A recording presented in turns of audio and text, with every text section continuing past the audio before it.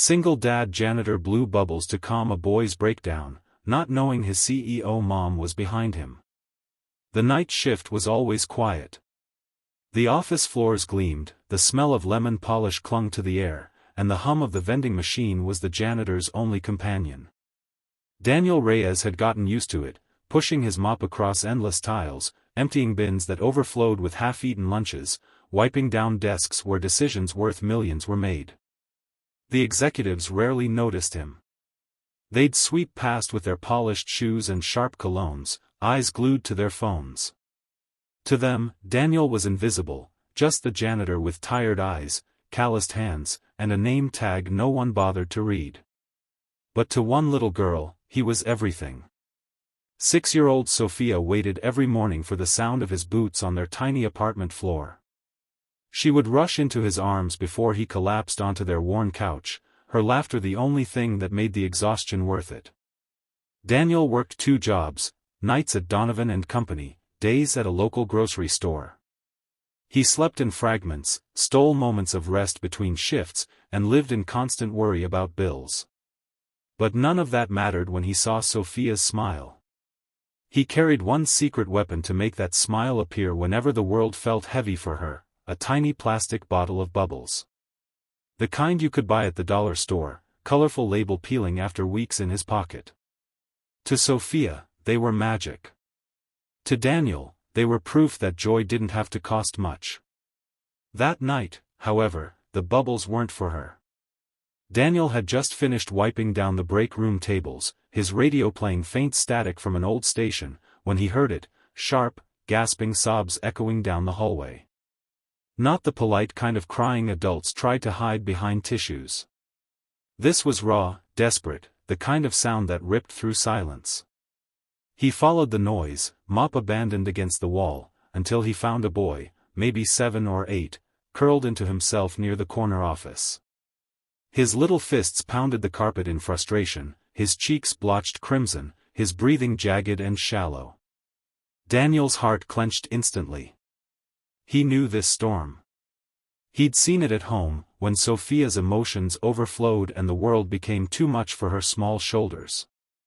Her meltdowns weren't tantrums, they were battles. And in those moments, she needed someone who could meet her where she was, not demand she be somewhere else.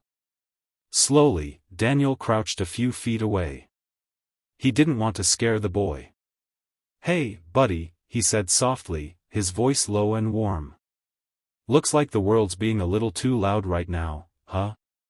The boy didn't answer.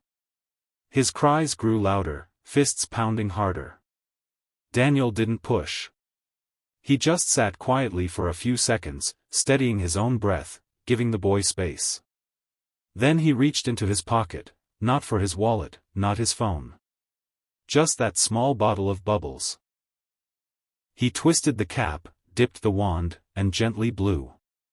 One bubble drifted through the fluorescent air, catching the light in a rainbow shimmer. Then another. Then another, small, fragile planet spinning across the hallway. The boy's cries wavered. His teary eyes tracked their path. A hiccup replaced a sob. When the largest bubble floated down and landed on his sleeve before popping with a tiny snap, he let out the smallest, surprised laugh. "That's better," Daniel whispered, smiling.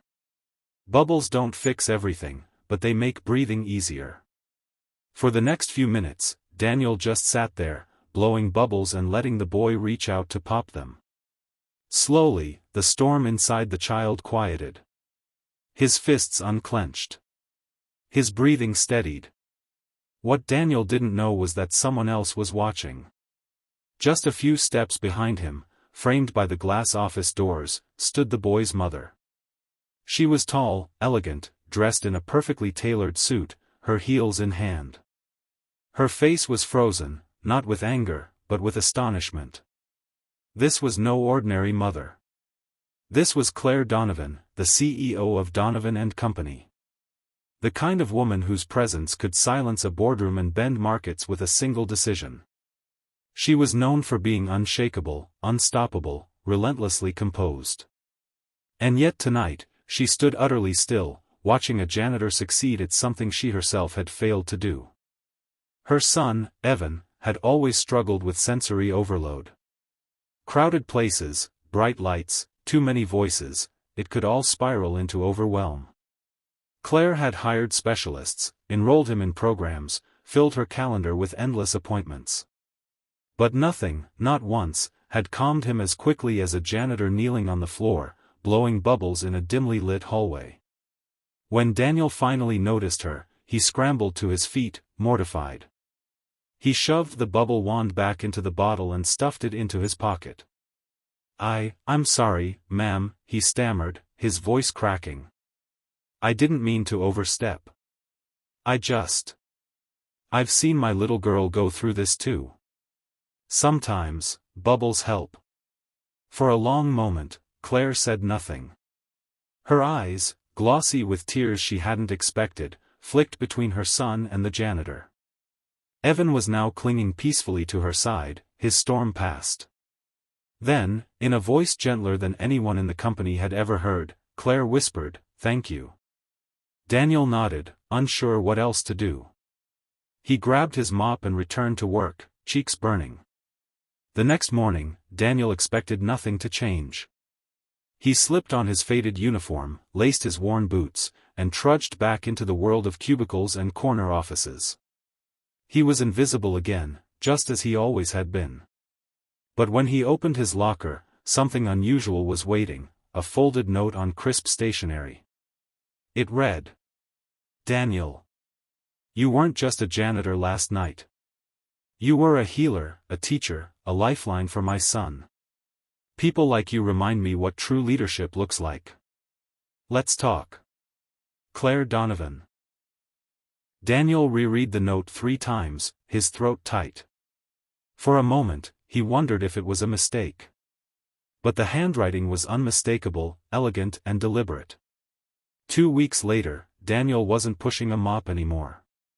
Claire had created a new initiative within the company, a family support program designed to help employees with children who faced challenges like Evan's.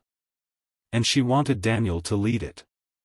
Not because he had a degree or a polished resume, but because he had something rarer, empathy born of lived experience. Daniel hesitated at first. He wasn't used to offices except as the man who cleaned them. But Claire insisted. "You know something most of us don't," she told him. "You know how to meet children where they are. That's worth more than any degree." And so Daniel stepped into a new role. His days were no longer silent nights of mopping but filled with workshops, conversations, and moments of hope. He worked with parents who felt helpless, children who felt unseen, and colleagues who had never thought about what life looked like beyond the office glass. Sophia, proud of her dad, told everyone at school that he helped kids with storms inside.